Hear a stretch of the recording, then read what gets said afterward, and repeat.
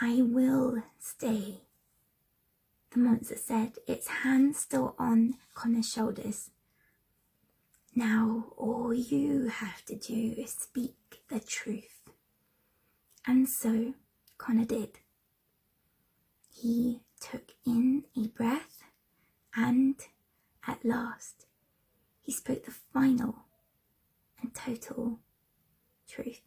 How would you feel if your mum's critically unwell and fighting a battle with cancer, and you're woken nearly every night at 12:07 in the morning, in the early hours, just as you've just managed to slip into an exhausted slumber, by a menacing yew-tree monster tearing down your window, pulling you out of your house and demanding to tell you 3 tales? This isn't the time for fairy stories. You don't believe in happy endings, and yet this is not the most terrifying creature.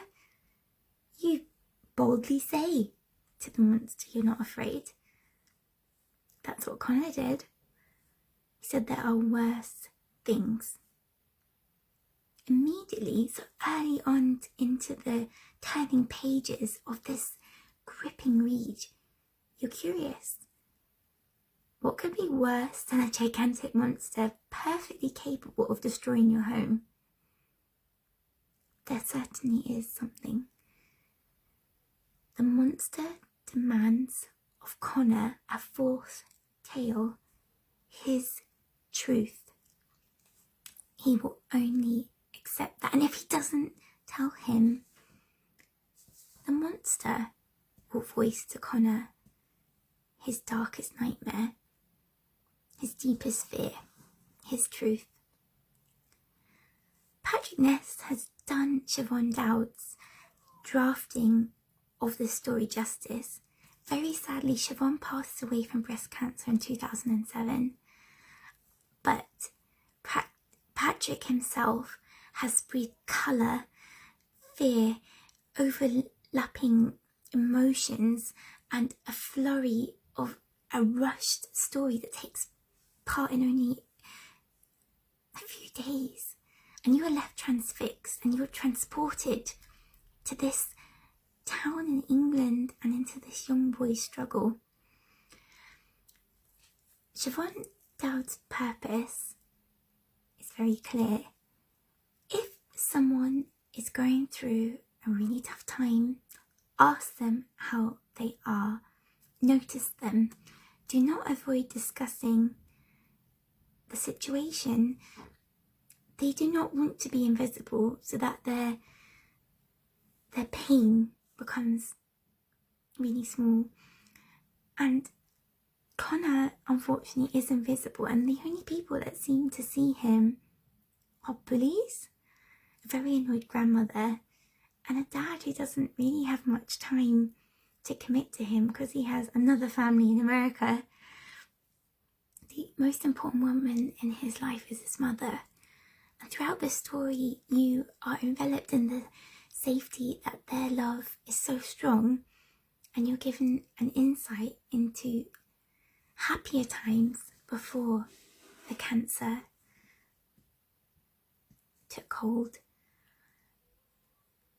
And I, for one, will continue thinking about these characters long after I've put this book back on the shelf. It is a phenomenal read, and I'm so honoured to share it with you on our Kingston library services, Facebook page and YouTube channels. It has empowered many.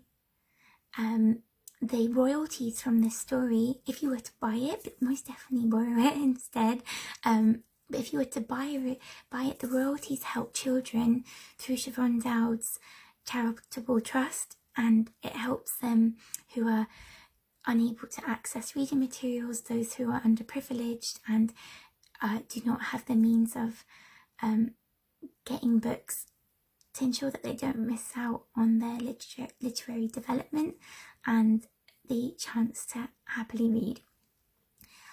I think this book is phenomenal because even the monster's tales and your perception of the monster, everything's challenged. Like what do you really fear? Who is the good guy?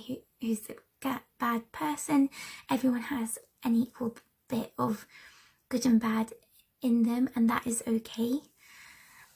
So if you are looking for a book to read, definitely choose this teen book. It is very, very gripping, and you will not regret downloading it today. Thank you so much for listening, and I'm sure Connor's story and his bravery will leave a powerful mark on you too.